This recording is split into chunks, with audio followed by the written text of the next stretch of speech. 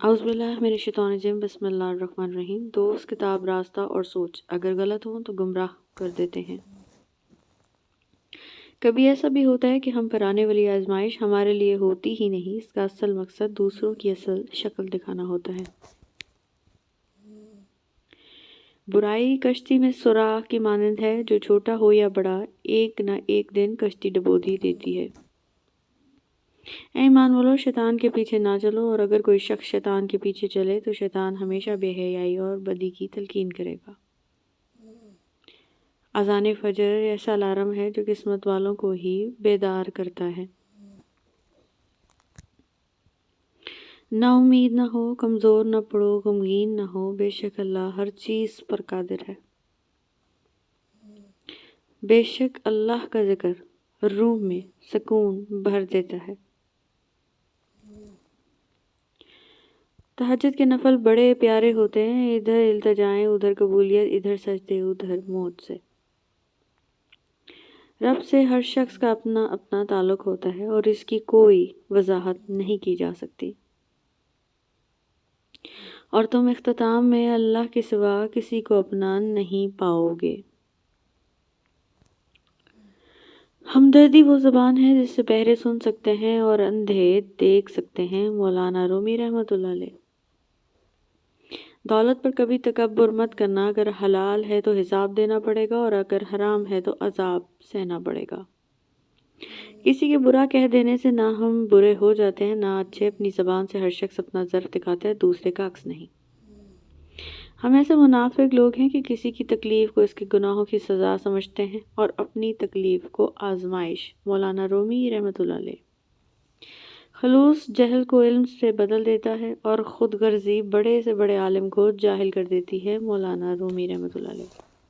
ہر عمل کے اندر اس کا انجام یوں چھپا ہوتا ہے جیسے کسی بیچ میں کوئی درخت۔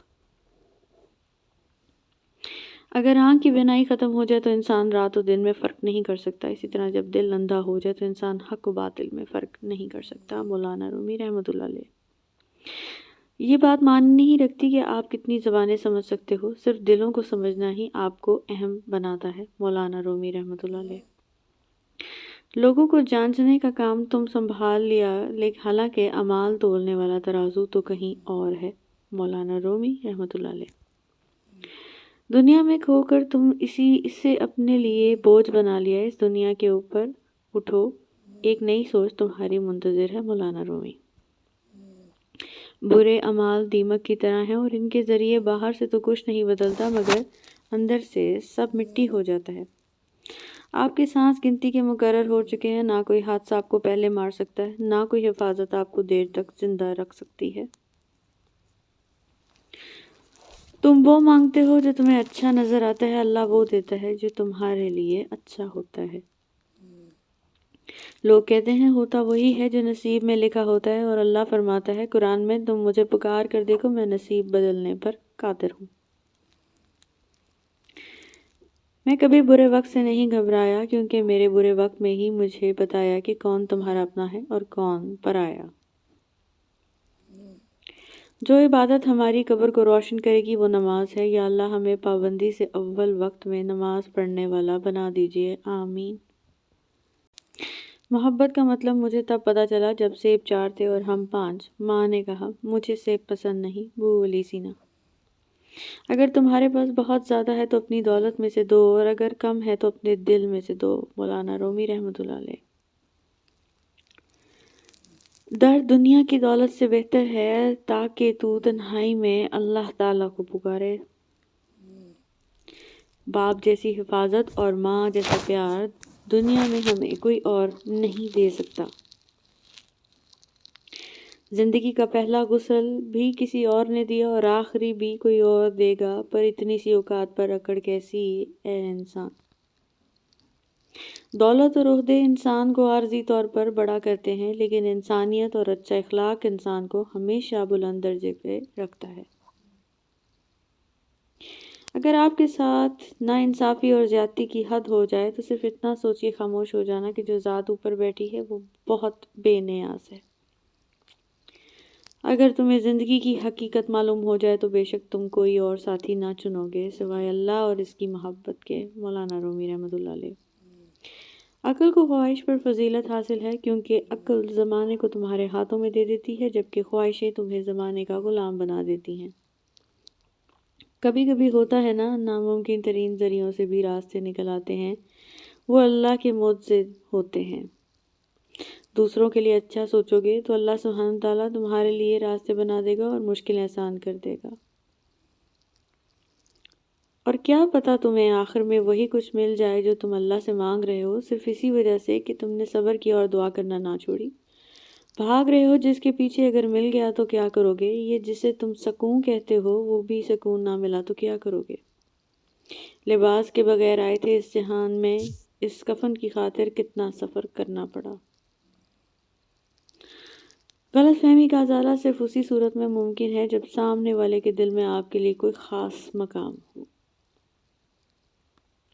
تعجب ہے کہ اللہ اتنی ساری مخلوق میں سے مجھے نہیں بولتا اور میرا تو ایک ہی اللہ ہے، میں اسے بھول جاتا ہوں۔ شیخ سعدی۔ تین چیزیں پردہ چاہتی ہیں، کھانا، عورت، دولت۔ تین چیزیں ہر ایک کی الگ ہوتی ہیں، صورت، سیرت، قسمت۔ تین چیزیں چھوٹی نہ سمجھیں، قرض، مرض اور فرض۔ تین چیزیں انسان کو زندگی میں ایک ہی بار ملتی ہیں، والدین، حسن جوانی۔ تین چیزیں حافظے کو قوت دیتی ہیں، روزہ، مسواک، تلاوت قرآن پاک۔ تین چیزیں انسان کو تباہ کر دیتی ہیں، حرص، حسد اور غم۔ اگر اللہ نے تمہارے دل میں کچھ ڈالا ہے اور تمہیں دعا مانگنے کی توفیق بھی دی ہے تو یقین رکھیں نصیب بھی وہی ڈالے گا۔ اس کائنات میں دل بہت ہی خطرناک چیز ہے، خطرناک اس لیے کہ یہ اکیلا رہتا ہے، اکیلا سوچتا ہے اور اکیلا ہی عمل کرتا ہے۔ شعور کا پہلا درجہ خاموش رہنے کی عادت، دوسرا درجہ بدتمیزی کا جواب نہ دینا اور تیسرا درجہ بد اخلاقی کا جواب اخلاق سے دینا ہے۔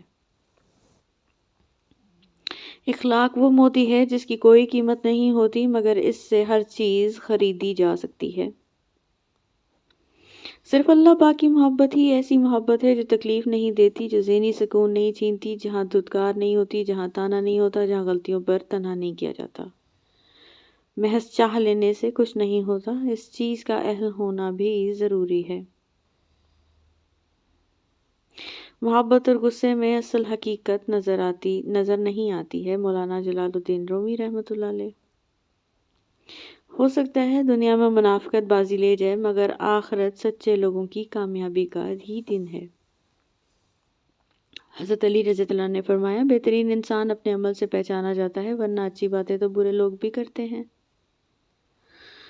جب یقین اللہ کی ذات پر ہو ہر چیز کی پرواہ کرنا چھوڑ دیا کرو کیونکہ وہ ذات کسی کو مایوس نہیں کرتی۔ کسی کا حق کھا کر انسان دنیا میں تو خوش رہ سکتا ہے لیکن روز محشر وہی اس کے گلے کا توق ہوگا۔ کبھی بھی اپنی جسمانی طاقت اور دولت پر بھروسہ مت کرنا کیونکہ بیماری اور غریبی آنے میں دیر نہیں لگتی۔ حضرت علی کرم اللہ وجہ۔ پریشان ہونے والوں کو کبھی نہ کبھی سکون مل ہی جاتا ہے لیکن پریشان کرنے والے ہمیشہ سکون کی تلاش میں ہی رہتے ہیں۔ Thank you so much for watching.